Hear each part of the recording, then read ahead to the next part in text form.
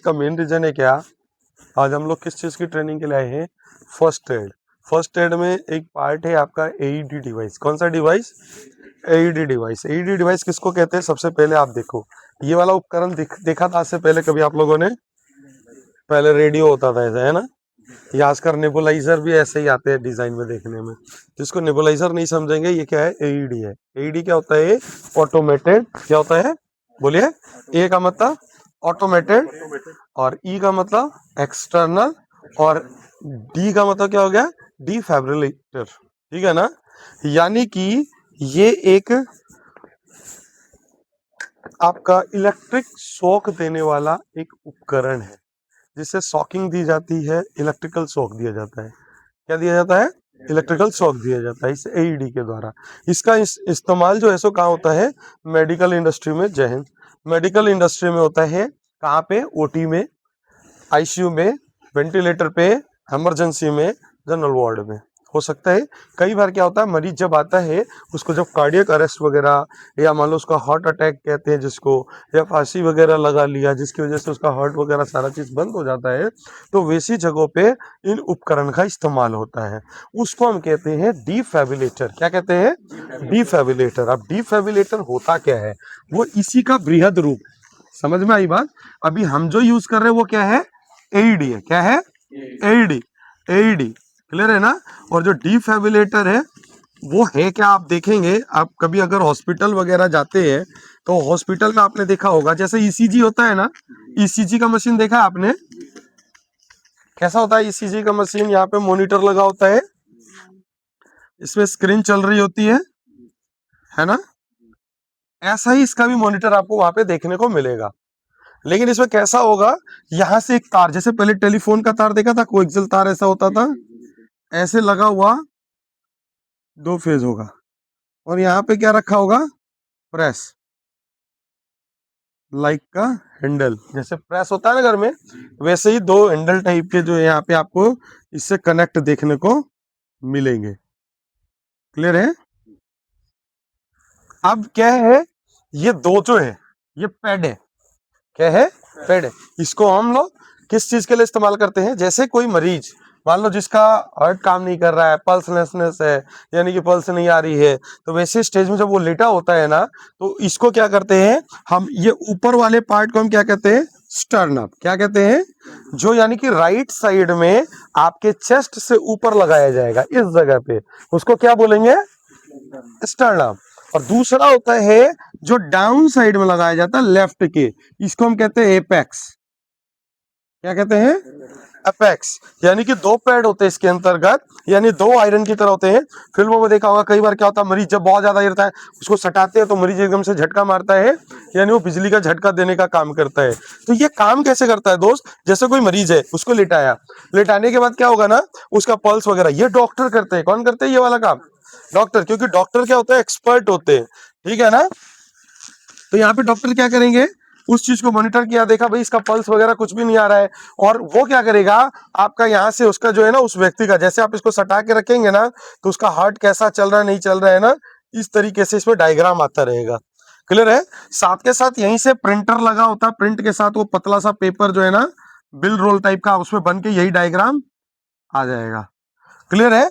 वहां पे क्या होता है, ये जो इक्विपमेंट है, उपकरण है, ये डॉक्टर यहाँ पे डिसाइड करते हैं कि भाई उसको क्या है, ठीक है ना, उसको कितना करंट देने की जरूरत है। इसमें क्या होता है, वेंटिकुलर ट्राइकेडिया एक आता है, और एक आता है आपका वेंटिकुलर फेब्रिलेशंस। उस केस में वो लोग इस्तेमाल करते हैं, डॉक्टरी भाषा, हमारे को इससे कोई लेना देना नहीं। मैं आपको बता रहा हूँ इसके बारे में ओरिजिन। तो उससे पहले आपको मैं दिखा दिया कि हॉस्पिटल में कैसा होता है, इस तरीके का होता है, वहां पे प्रेस टाइप का होता है। अब ये क्या किया जाता है, मरीज के छाती पे एक कहाँ लगाया जाएगा, जो एस्टर्नम है, ये कहाँ लगेगा, राइट साइड में चेस्ट के ऊपर, और ये जो एपेक्स है कहाँ लगेगा, डाउन लेफ्ट साइड में, इसके नीचे। अब क्या है, अब जैसे देखो ये हमारा मतलब कि स्ट्रक्चर हमारा जैसे होता है। अब इसमें क्या होगा,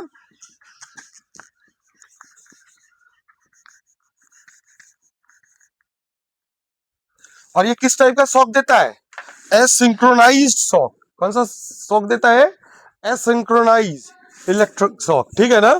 ये अब देखो यहाँ पे क्या होगा, जैसे ये मान लो आदमी है, क्लियर है, यहाँ पे क्या है ना, ये वाला इसका राइट साइड हो गया ना, जैसे मैं खड़ा मैं ही हूं, तो ये क्या हो गया मेरा राइट साइड। तो यहाँ पे क्या करना है, चेस्ट के ऊपर ये वाला हिस्सा लगाया जाएगा, ठीक है, और इस साइड में कहा लगाया जाएगा, लेफ्ट साइड में, क्लियर है। ये क्या हो गया, स्टर्नम, और ये क्या हो गया, अपेक्स, क्लियर है। अब देखो यहां से क्या है, हमारा जो यहाँ पे इस एरिया में हार्ट है मान लो, ठीक है ना, ये हार्ट है, हार्ट के अंतर्गत 4 वेंस यानी कि 4 चैम्बर में बांटा जाता है इसको, लगभग लगभग, क्लियर है ना। तो 2 जो होते हैं विथ ऑक्सीजन होते हैं और 2 विदाउट ऑक्सीजन होते हैं। अब क्या होगा ना, यहां से जैसे कि मान लो आप यहां से क्या ले रहे हो, ऑक्सीजन, तो ये कौन से कलर में आएगा, नीले कलर में, यानी ऑक्सीजन आप जो ले रहे हो, इनहेल कर रहे हो, ये आ रहा है आपके शरीर में। ये आके क्या करता है, इस चैम्बर में जाता है और यहाँ पे रखे हुए ब्लड के साथ मिक्स अप होके वो ऑक्सीडाइज ब्लड को जो है सो आपके शरीर में पहुंचाने का कार्य करता है, क्लियर है। अब जैसे ये जो पैचेज लगाए गए और ये पैचेज लगाए, अब 2 नसें कहां से निकल रही है, यहां से होके जा रही है ना, और 2 वेंस कहां से निकल के जा रही है, ये आपका क्या हो गया, इनलेट, और ये क्या हो गया, आउटलेट हो गया।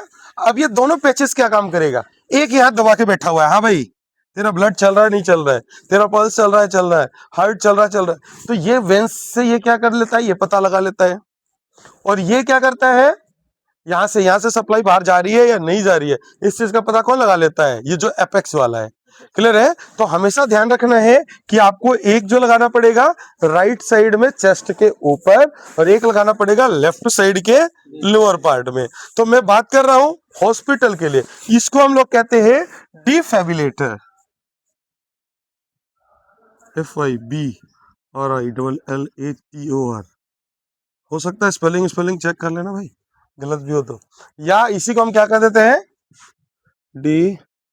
DFEB और ILLATION,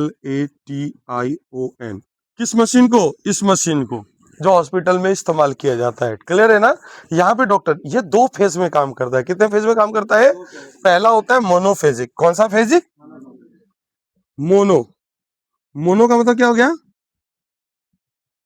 एक, पढ़ते थे ना, पढ़ा था, ईथ मिथ प्रॉप ब्यूट हेक्स सेप्ट, पढ़ते थे ना, ANE जोड़ देते थे, पढ़वे नहीं किया, 8वीं 9वीं में नहीं पढ़ा जी केमिस्ट्री में। तो मोनो को हम हटा के, मोनो ने पढ़ने में अच्छा नहीं लगेगा, तो उसकी जगह हम लोग क्या कर देते थे, इथ, ठीक है ना, तो इथेन हो जाता था, मिथेन हो जाता था, प्रोप यानी कि 3, तो यही होता है मोनो, बाय, ट्रो, ऐसे ट्राई ऐसे करके होता है ना, वो काउंटिंग है ये। तो मोनोफेजिक जिसमें क्या होगा ना, ये सिंगल होता है, कितने होते हैं, और एक आता है बाईफेजिक, इसमें कितने होते हैं, 2 होते हैं। इसके अंतर्गत जो है ना, जो आप अगर वो देखेंगे तो 120 जूल, कितना जूल से लेके 160 जूल तक का करंट सप्लाई किया जाता है, चार्ज किया जाता है, क्लियर है ना। यहाँ पे डॉक्टर क्या करते हैं, जैसे आपके चेस्ट पे लगाएंगे, चेस्ट पे लगाने के बाद उनको क्या है ना, आपका हार्ट रेट दिखता है, यहाँ पे दिखता है कि आपको कौन सा डिजीज है, वेंटिकुलर ट्राइकेडिया है या डिफिब्रिलेशन है, तो उस हिसाब से ये क्या करते हैं, यहाँ से करंट को चार्ज करते हैं, इसमें बटन होता है चार्ज करने का, है ना, वहां से जैसे वो चार्ज करेंगे ना, और ये वाला जो है इसको आपके शरीर पे लगाएंगे तो आप क्या कूदोगे, बहुत ऊपर तक, देखा है ना अजय देवगन को कूदते हुए, कौन सा पिक्चर था, हाँ। तो ये क्या होता है, इसके द्वारा निकलने वाला करंट, अब इससे क्या होगा, हार्ट जो बंद हो गया है एकदम से झटके से क्या हो जाएगा, दोबारा चालू हो सकता है। लेकिन ये करने के लिए एक एक्सपर्ट टीम की जरूरत है, किसकी जरूरत है, हम ही लोग कर लेंगे तो हम ही लोग डॉक्टर नहीं लिख के बैठेंगे। तो इसीलिए इन चीजों को ध्यान में रखते हुए देखा गया कि बहुत ज्यादा कारगर है, कई बार लोगों की जान बच जाती है, फांसी लगा लिया, पानी में डूब गया, क्रॉनिंग है। लेकिन देखो इसको देने से पहले ना कुछ बातों का ध्यान देना होता है। जब भी आप किसी को डिफिब्रिलेटर दे रहे हो तो आपको उसके संपर्क में नहीं आना है, क्योंकि करंट लगने का डर रहता है। दूसरा, अगर उसका शरीर, जब भी अभी डिफाइब्रिलेटर अगर किसी को देते हैं तो उसके लिए पूरा उसका कपड़ा क्या होगा, रिमूव करना पड़ेगा। आपके पूरे शरीर में अगर किसी के बाल वगैरह है, हेयर वगैरह है, तो उसको आपको रिमूव करना पड़ेगा। आप अगर रिमूव नहीं करेंगे, वहां पे अगर वो पैचेस चिपकाएंगे तो हेयर लाइक स्ट्रक्चर होने की वजह से क्या होगा, इसके अंतर्गत गैपलेस गैप नहीं होगा, यानी कि बिल्कुल गैप नहीं होना चाहिए। और जब ये गैपलेस ही नहीं होगा, इसको पल्स ही नहीं मिलेगा, पता चला अच्छा आदमी को ये जाके अजीम खान को लगा दिया, अजीम खान टक टक टक करंट लगा और पार। तो इसके लिए क्या होना चाहिए, ये जीरो हेयर होना चाहिए, बिल्कुल एकदम स्किन के साथ संपर्क में आना चाहिए। क्लियर है? तभी तो वो हमारा जो वेंस अंदर से जो जा रहा है, इस वेंस को मॉनिटर करेगा, मॉनिटर करके बताएगा कि हाँ भाई इसका पंपिंग हो रहा है या नहीं हो रहा है। क्लियर है ना? तो यहाँ से ये इसको लगाने के लिए क्या ध्यान रखना है कि अगर उसका कोई हेयर वगैरह स्ट्रक्चर है या मॉइस्चर वगैरह है, ऐसी चीजें है, तो उसको वहां से रिमूव। अब ऐसा नहीं कपड़े के ऊपर ही लगा देना। क्लियर है ना? स्किन में लगेगा। तो इन चीजों का थोड़ा सा ध्यान रखेंगे। दूसरा क्या, अगर वो मरीज किसी तरीके का मेटेलिक सब्सटेंस ना हो, जैसे ऑर्नामेंट वगैरह, किसी ने कान में गहने पहने हैं, किसी ने नेक में ज्वेलरी वगैरह डाल रखी है, किसी ने मान लो कोई ऐसा इक्विपमेंट वगैरह मतलब मेटेलिक डाल रखा है, तो जब हम झटका देंगे तो मेटल क्या है, गुड कंडक्टर ऑफ इलेक्ट्रिसिटी, जिसमें कि विद्युत का प्रवाह हो जाएगा। क्लियर है ना? तो इन चीजों को थोड़ा सा वहां से रिमूव करना है।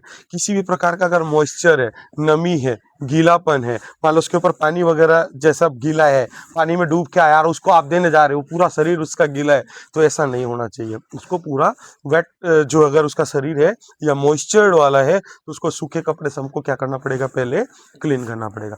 तीसरा, वहां पे अगर मान लो मरीज है, तो उसको अगर ऑक्सीजन के पाइप से अगर ऑक्सीजन की सप्लाई दी जा रही है, तो वो भी रिमूव होना चाहिए। पता चला ऑक्सीजन ले रहा है और आप यहाँ झटके दे रहे हैं, झटका देंगे तो क्या होगा, यहाँ पे एक इग्नाइट सोर्स जनरेट होगा। इग्नाइट सोर्स जनरेट होने की वजह से क्या, आग लगने की संभावनाएं बढ़ जाएगी। क्योंकि हम क्या बोलते हैं, आग लगने के लिए 3 चीजों की जरूरत है, पहला फ्यूल, दूसरा ऑक्सीजन और तीसरा निश्चित तापमान। करंट जो है वहां पे क्या करेगा, स्मॉल चार्ज वहां पे जो है सो वहां से वो डिस्चार्ज करेगा, जिसकी वजह से ऑक्सीजन मिलेगी। और पूरे हॉस्पिटल में क्या रखा हुआ है, फोम है, गद्दा है, ऐसा ऐसी चीजें जो कि एकदम से आग लगाने का कर, तो उस समय तक के लिए वहां पे उसकी ऑक्सीजन की सप्लाई को रोका जाता है। आपने हॉस्पिटल में सबसे बड़ा खतरा कहाँ होता है आग लगने का, ऑक्सीजन सिलेंडर फटता है तो ऑक्सीजन ही फटता है। क्यों फटता है, अब इतने मरीज हो आप, सभी को लगा दिया वेंटिलेटर ऑक्सीजन, तो क्या पूरा ऑक्सीजन अंदर खींचोगे, कुछ तो बाहर भी निकलता है ना मेरे भाई। अगर आग लगी तो आग क्या करेगी, वो ऑक्सीजन की तरफ भागेगी और पूरा पाइपलाइन की तरह पूरा का पूरा उसका प्लांट उड़ाने का कैपेसिटी रखती है। क्लियर है ना? तो ऐसा नहीं होना चाहिए। तीसरा, आप उसके संपर्क में नहीं आओ। आप जैसे वेंटिलेटर डिफिब्रिलेटर दे रहे हो और पता चला उसको छू के पूछ रहे हो भाई ठीक है, और इधर डिफिब्रिलेटर दे रहे हो, तो झटका किसको लगेगा, तो हमें वहां से दूर होके रहना है। तो ये काम कौन कर सकता था, एक्सपर्ट टीम कर सकती थी, तो ये करे। तो इसीलिए इसी का अपडेटेड वर्जन है एईडी। क्या है, एईडी। एईडी का मतलब क्या होगा, ए का मतलब ऑटोमेटेड, यानी स्वचालित, खुद ब खुद ये डिसीजन लेता है, खुद डिसीजन में बता देता है भाई आपको जरूरत है या नहीं है, लगाना है या नहीं लगाना, इसीलिए इसको हम ऑटोमेटेड कहते हैं। एक्सटर्नल यानी बाहरी, बाहर की दो। अब ये आपका हार्ट खुद ब खुद पंपिंग करता है ना, तो खुद ब खुद काम करेगा। क्लियर है ना? अगर मान लो आपका हार्ट मान लो नहीं काम कर रहा, बाहरी सोर्स के द्वारा कर रहे हैं, तो इसके लिए इसमें क्या आ गया, एक्सटर्नल। एक्सटर्नल का मतलब क्या हो गया, बाहरी। ठीक है ना? ठीक है ना? तो डी का मतलब क्या हो गया, डिफिब्रिलेटर, यानी कि बिजली का झटका देने वाला शॉकिंग डिवाइस है ये। और ये किस सिद्धांत पे काम करता है, आदमी की जान बचाने के काम में आता है। क्लियर है ना? तो आपको ये यहाँ से समझ में आ गया एईडी का मतलब क्या हो गया। अब देखो एईडी दिखता कैसा है, ये जो डिवाइस है यही है आपका एईडी। क्या होता है, ये बैटरी से चलता है, किससे चलता है, बैटरी से चलता है। इसको चलाने के लिए करना क्या होता है, इसमें बैटरी को पीछे से कनेक्ट कर दिया गया है। अब जैसे अगर मान लो आपके यहाँ पे कोई भी इमरजेंसी आती है, जहाँ पे आपको मेडिकल इमरजेंसी के लिए जाना पड़ रहा है, तो मेडिकल इमरजेंसी में जब भी आप जाएंगे ना, तो आपको मेडिकल बॉक्स के साथ इसको भी लेके जाना होगा। अब आगे से जब भी आप अगर कोई मॉकड्रिल कर रहे हैं या कुछ भी, क्योंकि देखो अब मान लो आगे वहां जाके देखा भाई वो बीमार है, उसको भाई इसकी जरूरत है, तो आप इसको लेने के लिए दोबारा वापस आओगे, बहुत टाइम लगेगा, तो इसको साथ में कैरी करके जाना है। और दूसरा क्या है, इसकी नॉलेज हर एक सुरक्षा कर्मी को होनी चाहिए, क्योंकि ये किसके अंडर रहेगा, सिक्योरिटी टीम के अंडर रहेगा। क्लियर है ना? तो आपको पता होना चाहिए। अब देखो इसमें करना क्या होता है, अब देखो इसकी जरूरत क्यों आनी पड़ी, मैं आपको बताता हूँ। पहले हम लोगों ने आपको बताया था डॉक्टर एबीसी। जी सर। डॉक्टर एबीसी का मतलब, डॉक्टर एबीसी का मतलब नहीं देना तो अब भी आज से ही पड़ेगा, समझो मेरी बात। ये डॉक्टर एबीसी क्या है, दिया जलाओ, दिया जलाओ, बोल रहा है जी। नहीं सर। तो डी का मतलब, डी का मतलब क्या हो गया, डेंजर। सबसे पहले हम क्या पता लगाते हैं? खतरे का। हम मान लो कोई व्यक्ति जा रहा है और उसको बिजली का झटका लगा है, अब वो बिजली का तार पकड़े और झूल रहा है और ये चले गए उसको बचाने के लिए, तो पता क्या होगा? इसे करंट लगेगा, यानी ये पहले चल बसेंगे, है ना। अब मेरे को किसी सांप ने काटा और मैं उसी पे गिरा और सांप मेरे अंदर ही रहेगा, अब ये आए मेरे को बचाने के लिए, अब पता चला जैसे ही हाथ डाला तो अंदर से सांप ने इसको काट लिया, तो क्या होगा? नुकसान किया ना। तो सबसे पहले हमको क्या पता लगाना है? डी से डेंजर, यानी कि खतरे का पता लगा, एलिमिनेट द डेंजर। अब मैं यहाँ काम कर रहा था, फोन पे बात कर रहा था, आज ही मेरी 1 करोड़ की डील होनी थी, नहीं हुई, पता चला ऊपर से ये डक गिरा मेरे ऊपर एक सर पे। अब दूसरा आया मेरे को बचाने के लिए, देखा वहां पे दूसरा के ऊपर भी डेब्रिसेस, तो खतरे का तो पता लगाना जरूरी है ना जी। तो ये डी होता था। आर का बताता था रिस्पॉन्स, हाँ भाई तू ठीक है ठीक है ठीक है 10 बार पूछते पूछते है ना, तो ये हो गया रिस्पॉन्स। ए का मतलब हो गया एयरवेज। एयरवेज चेक करने के लिए हम लोग क्या करते थे? कहीं मुंह और नाक तो ब्लॉकेज तो नहीं है, ब्लॉकेज अगर है तो उसको हम रिमूव करते थे। कई बार मिर्गी वगैरह आ जाता है तो जुबान के ऊपर जुबान बैठ जाती है और दांत ऐसे चिपक के बैठा रहता है, उस समय हम लोग जूता ढूंढते किसका बदबू दे रहा है सबसे ज्यादा जोरा। तो ये गलत तरीका, ऐसा नहीं करना है। नाक और मुंह को बंद करें, कितने देर तक? 5 मिनट। कितने मिनट कि पता चला स्वर्ग सिधार जाए? 20-20 सेकंड के लिए, 10-10 सेकंड के लिए, समझो। अगर हम 5 मिनट करेंगे तो क्या हो जाएगा? पहले ही वो चल बसेगा। तो थोड़ी थोड़ी देर के लिए, थोड़ी थोड़ी देर के लिए देखो क्या होता है। अभी सभी लोग अपना नाक और मुंह बंद करो, देखना कान से हवा निकलेगा। करो, देखो, नाक भी और मुंह भी बंद करो, थोड़ी देर रोको, देखो क्या होगा। कानों से लग रहा है ना, तो ऑटोमेटिकली क्या होगा? जो बेहोश पड़ा हुआ व्यक्ति है, जब उसके उसके तो उसकी दांत की पकड़ ऑटोमेटिकली क्या हो जाती है? ढीली पड़ जाती है। इसीलिए क्लियर है ना। तो थोड़ी थोड़ी देर के लिए, फिर देखा भाई बी से ब्रीथिंग आ रही है कि नहीं आ रही है, तो हमने क्या करना है? अपने कान को कहाँ लगाना है? उसके नाक के ऊपर। अपने गाल को कहाँ लगाना? उसके मुंह के ऊपर। बिल्कुल मुंह से हटाना नहीं होता, थोड़ी दूरी रहनी चाहिए। और निगाहें कहाँ रहनी चाहिए? चेस्ट पे। अब इस तरीके से, अब जो नाक से वो श्वास लेगा तो खड़खड़ाहट किसके आएगी? कान में। गर्म हवा का एहसास कहाँ आएगा? गालों पे। और निगाहें क्या देखेगी? चेस्ट उसका अप एंड डाउन हो रहा है या नहीं हो रहा है, तो ठीक है, नहीं हो रहा तो नहीं पता चला। तब हम चेक करते हैं सी से सर्कुलेशन। सर्कुलेशन के लिए क्या बोला था? पल्स चेक करना। तो लेकिन ये जो डिवाइस है ना, ये खुद ब खुद चूज कर लेता है कि इसका पल्स चल रहा है कि नहीं चल रहा है। कैसे चूज किया?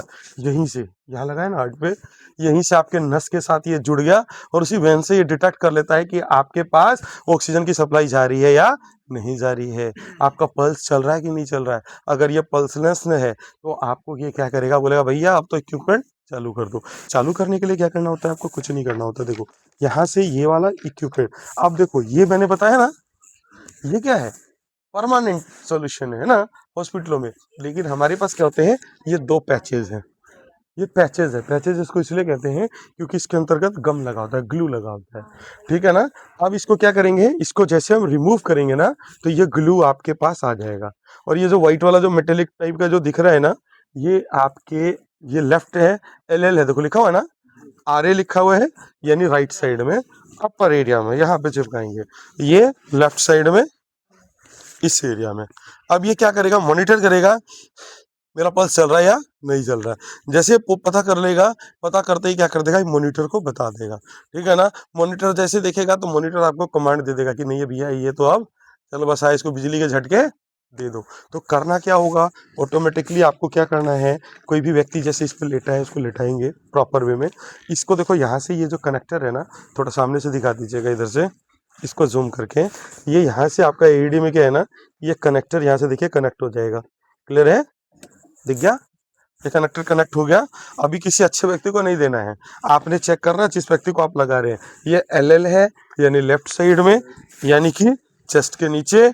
और ये आपका RA है, यानी कि ये चेस्ट के अपर साइड में। क्लियर है? ये मॉनिटर करेगा। मॉनिटर करते ही है ना, आपका इक्विपमेंट जो है सो प्रॉम्प्ट करना स्टार्ट करेगा। देखिए कैसे स्टार्ट करेगा, अभी मैं आपको दिखा रहा हूँ। इसमें हम लोगों ने बैटरी कनेक्ट कर रखा है। यहाँ से जैसे इसको ऑन करेंगे, ऑन कर लिया, क्या बोल रहा है कि आप इसको इंसर्ट करो, क्योंकि अभी हमने इसमें इसको इंसर्ट नहीं किया है। क्योंकि अभी हम इंसर्ट करेंगे तो क्या होगा? इसके अंतर्गत करंट की सप्लाई की ये कम्युनिकेशन लेने के लिए तैयार हो जाएगा।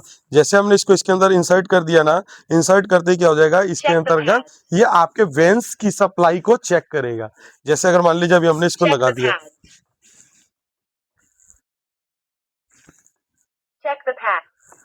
इसको लगाया, ठीक है ना। अब इसको ऑन कर दिया,